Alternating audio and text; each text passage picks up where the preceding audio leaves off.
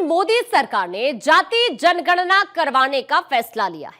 लंबे समय से मांग चल रही थी, अब जाकर केंद्र ने इसे हरी झंडी दिखाई है। अब जाति जनगणना के एक ऐलान ने पूरे देश की राजनीति में हलचल पैदा कर दी है। बड़ी बात यह है कि विपक्ष इसे अपनी जीत के रूप में देख रहा है। उसका तर्क है कि कांग्रेस और दूसरी पार्टियां लंबे समय से केंद्र पर दबाव बना रही थी, तब जाकर जाति जनगणना का ऐलान किया गया। जबकि सरकार का यह कहना है कि विपक्ष ने लगातार जाति जनगणना का विरोध किया। अब इस मामले में जमकर सियासत हो रही है।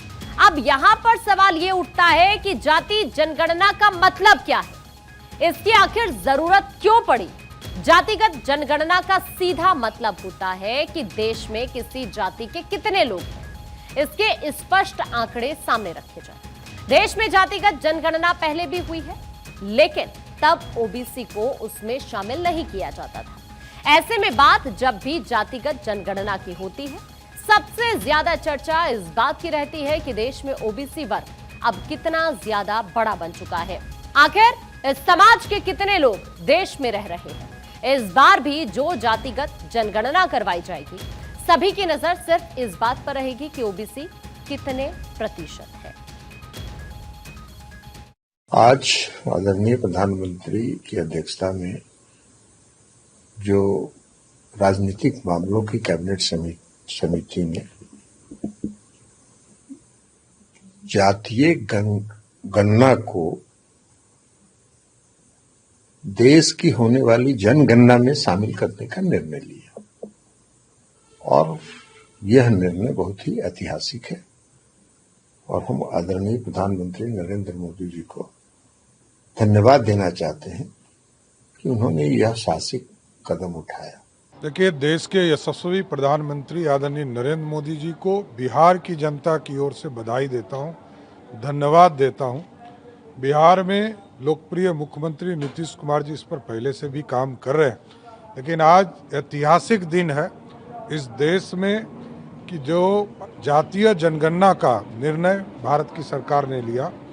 नरेंद्र मोदी जी को विशेष तौर पर बिहार की जनता बधाई देती है। हमने कहा था कि कास्ट सेंसस को हम करवा के छोड़ेंगे, और हमने ये भी कहा था कि 50% की जो कैप है, जो आर्टिफिशियल दीवार लगा रखी है, उसको भी हम तोड़ के हटाएंगे। पता नहीं क्या हुआ, सडनली कास्ट सेंसस का अनाउंसमेंट किया।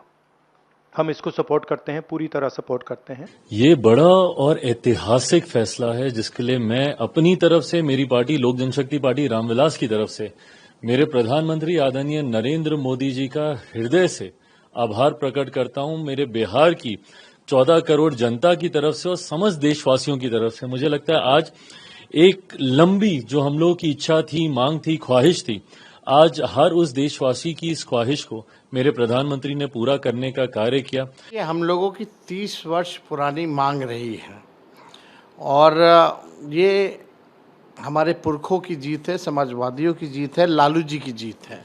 जब ये जनगणना होगी जिसमें इंक्लूड किया जाएगा कास्ट सेंसस का भी, तब उसके बाद जब नतीजे आएंगे तो पूरे देश में और पूरे देश के जो विधानसभा चुनाव में हमारी मांग रहेगी कि पिछड़ों और अति पिछड़ों के लिए भी, जैसे दलित और आदिवासी भाइयों का आरक्षित सीटें हैं, उसी प्रकार से पिछड़ों और अति पिछड़ों का भी जो है आरक्षित सीटें जो है वो करनी पड़ेगी। और देखिए, इस वक्त हमारे साथ हमारी पॉलिटिकल एडिटर अदिति नागर भी जुड़ गई हैं। और अब पहले मैं आपको बताऊं कि देखिए, अभी अलग अलग लोगों के रिएक्शंस भी आ रहे हैं, पॉलिटिकल रिएक्शंस आपने सुने। अब जैसे मोदी कैबिनेट की तरफ से फैसला लिया गया, उसके बाद बिहार के लोगों की तरफ से क्या कुछ कहा गया, आपको सुनना चाहिए।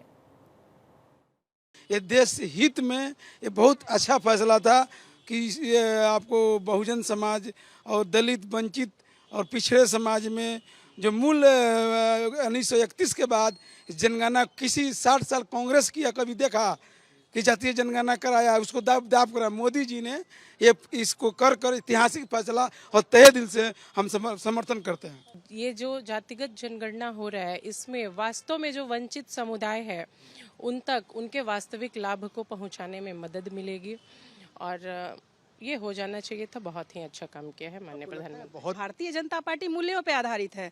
तो पहले ये हुआ, फिर 3 तलाक बंद हुआ, फिर वक्फ बोर्ड जो है हमारा आप देख ही रहे हैं, उसके बाद जो ये जातीय जनगणना, ये जातीय जनगणना तो होना ही था। इसमें जो है क्या कि जितने भी दबे हुए हैं, कुचले हुए हैं, समाज से जो पीछे छूट गए हैं, ऐसे लोगों को कैसे चिन्हित किया जाएगा? जब तक आप लोगों को चिन्हित नहीं करेंगे तब तक उनका जो हक है और उनका जो अधिकार है उनको लेकर के आना है। उनको शिक्षा में आरक्षण देना है, मेडिकल कॉलेज में आरक्षण देना है, इंजीनियरिंग के क्षेत्र में आरक्षण देना है, उनको जो है सत्ता में आरक्षण देना है। गणना पूरे देश में हो रहा है और ये गणना से एक चीज तो जाहिर हो जाएगी, जो कौन कितने हैं और गरीब कितने हैं और अमीर कितने हैं, इसकी गणना पूरी स्पष्ट हो जाएगी। उस प्रकार से जो भी केंद्र सरकार की योजनाएं हैं तो हर एक गरीब तक वो योजनाएं पहुंच जाएगी।